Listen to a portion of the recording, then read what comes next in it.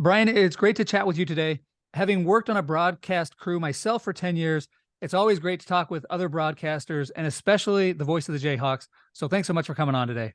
Thanks for having me on, Nate. You were sending me the list of big time guests you've had. I don't feel like I belong, but it's an honor to be on with you, my friend, and can't wait to talk a little bit. Well, I don't know how many of them have called the national championship win.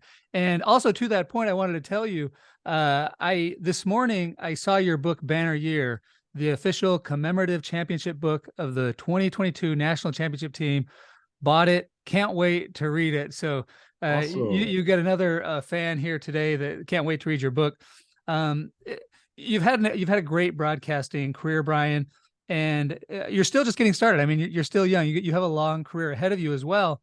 But as you think back on what you've done so far, are there 2 to 3 simple, practical, underappreciated lessons you've learned that you'd most like to pass along to others? absolutely. And thank you for supporting the Banner Yearbook. That was a labor of love in the summertime and early fall with the playoff of the signature call when we won it. And we said it's a banner year for Kansas basketball. So I appreciate you supporting that. That obviously was Absolutely. the highlight of my career to this point to get a chance to call a national championship. I still pinch myself. Mario Chalmers, who hit the game winner, or rather the game tying shot to force overtime in 2008. He says that not a day goes by in his life in the 15 years since that he doesn't think about that moment. And it's true for me going back to April of 2022. I know it's not been quite 12 months yet, but I think about it every single day, multiple times a day, how special that was and is and always will be, and what a blessing that was in my life. So hopefully it's the first of several, but you truly never know if you're ever going to get back to that stage again. Kansas basketball is a great example of a program that perennially is in the hunt every year, but some of our very best teams never made it to that Yeah. stage. Yeah. And then a team talent-wise that not many would have put in the top 5 of Bill Self's most gifted teams winds up cutting down the nets. So And one, can I one just lesson I didn't plan to talk about that I'll just off the cuff tell you right now, savor every moment. No matter what it is you do in life, you never know when you could be living in the best day of your career, your life, whatever. And so sounds cliche to say stop and smell the roses, but soak it all up because you never know when that chance is going to come around again. And for us in New Orleans this past April, we tried to do a lot of that. And along the road to New Orleans too, in Fort Worth and Chicago, because it was truly, a once in a lifetime type experience. And we hope it's a twice or a 3 times in a lifetime experience, but you just never know. Tomorrow is not promised to any of us, whether it's sports or just life in general. So savoring the moment along the way is definitely one I'll add to my list of things to talk to you about today. Yeah, so we're already off script here, but I just want to go on this tangent since I have the chance to talk to you. One of my favorite moments ever is seeing, there's in that last timeout when North Carolina had the ball and they have a chance to take the lead. Did they have a chance to take the lead, or was Hi. it so they had the chance to tie? And Ochai Abaji, they show him in the huddle and he's just like laughing, and I couldn't believe how like at ease and at confident he was in that moment. So anyway, that's just like such a cool memory of Ochai. And I know you talked about that moment after when he comes over and gives you a hug, right? Yeah. Right after they won. So anyway, talk about savoring the moment. What a cool moment. Yeah, that was pretty surreal. And the post game hug was a follow up to 4 weeks earlier when he gave his senior day thank yous in his senior speech at Allen Fieldhouse. We never expect as announcers to be included on that list. You got to thank mom, dad, your teammates, your coaches, the fans, whatever. But he found me and Greg Gurley, my broadcast partner, in the tunnel after the game. And he's like, "Oh, I'm so sorry. I forgot to mention you guys. I meant to, but my back was turned and I just got rolling and I wrapped it up too soon." And so for him to give us a hug on that stage, 4 or 5 weeks later, on the biggest of all stages in college basketball, that was pretty special. But again, one of the moments that you soak up and savor because never in your wildest dreams do you think you'll have a chance to be on the inside of a championship team like that, but then also have a chance to share a special moment with the most outstanding player of the Final Four. That's something I'll take to my grave as one of my most cherished career moments. But when I think about lessons learned over the course of a broadcast career for me that's 20 plus years now, my original broadcast instructor is Tom Hedrick. He literally authored the book, The Art of Sportscasting, former voice of the Jayhawks, the Kansas City Chiefs. He did the first Super Bowl, as a matter of fact. He was the voice of the Cincinnati Reds. very, very gifted play-by-play guy. And he told me back in the fall of 1998 in his Sportscasting 101 class, a lesson that I still tell the students that I mentor, I tell my fellow announcers on our broadcast crew, I quote him on this all the time. The game can be bad, but you can't be.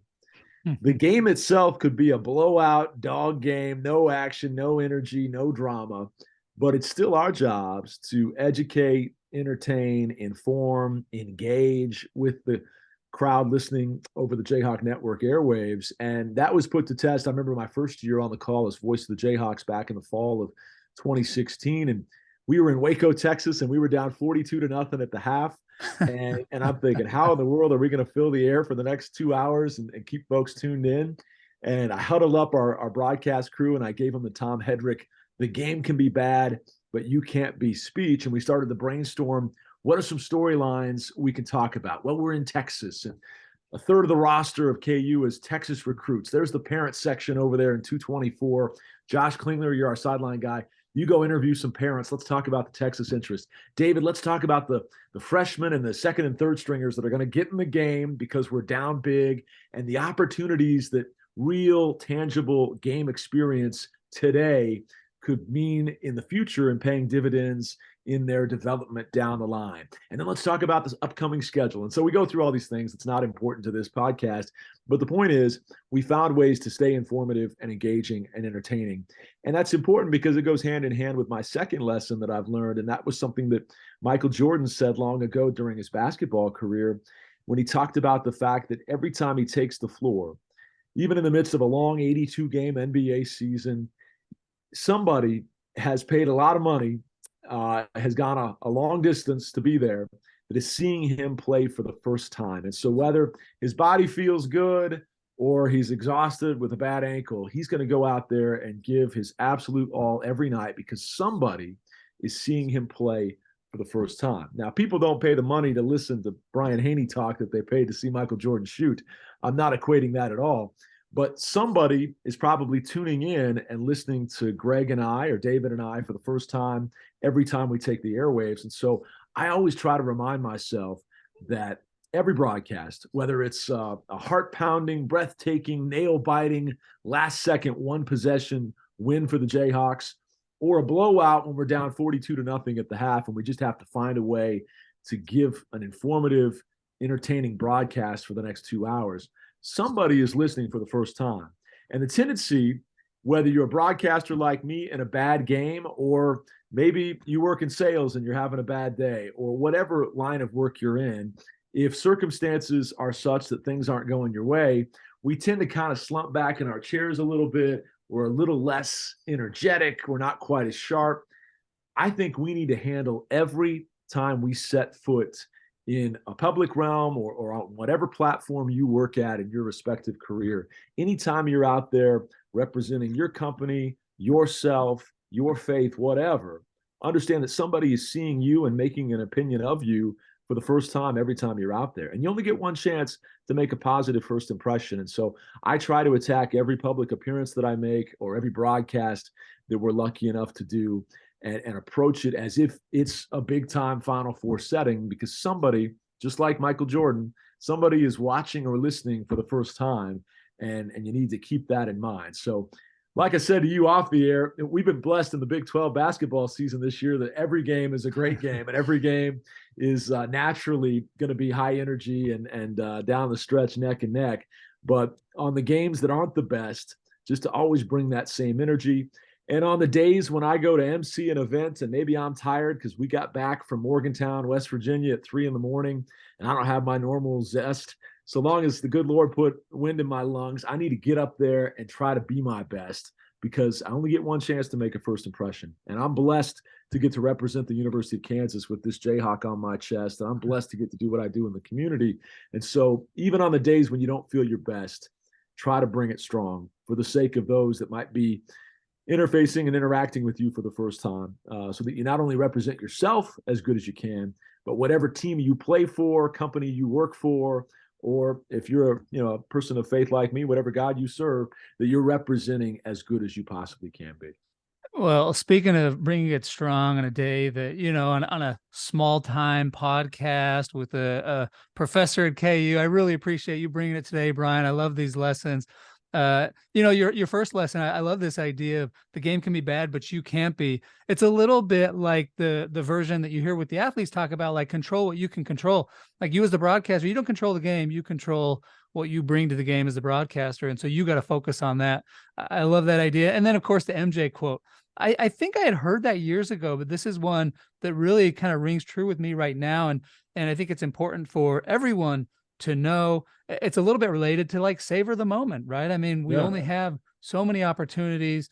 It also reminds me in my classes, I talk about the importance of mindfulness and just being present. So it's kind of this idea of just always being mindful. I love these lessons and look forward to, like I said, sharing with my kids and with my students. And I really appreciate you bringing it today. Well, I appreciate that. This is a big time podcast. I saw the guest list before you brought me on. If I get to I get to share the same space as Jimmer Fredette and Kellen Moore and Bronco Mendenhall and Ivan Mizell, my goodness, I'm a lucky guy. So thank you for calling us up and getting some Jayhawk flavor on this thing. And thank you for utilizing your platform as a former athlete that now has so many students, but also just interested sports fans or people in life in general that want to learn about leadership and making the most of themselves in the public workplace. You're making the most and passing these lessons forward. So thank you for utilizing your platform. And I always say your talents are God's gift to you. What you do with them is your gift to him. And you're clearly using your talents and your stage to do some great stuff, Nate. So I really appreciate the time.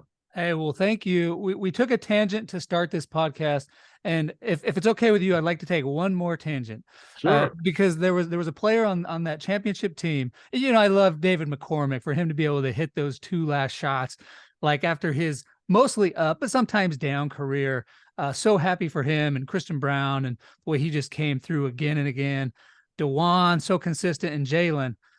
But I have to say, my favorite was Remy because I was so excited for him to come. He missed so much of the season. He kept telling coach, like, hey, coach, I'll be fine in March. And Coach Self is thinking, like, I'll believe it when I see it. And for him to go in that national championship game and hit those 3 threes in the second half, Remy Martin to me will always be one of my most favorite players. So last question, do you have a favorite story of Remy, or when you think of Remy Martin, what comes to mind?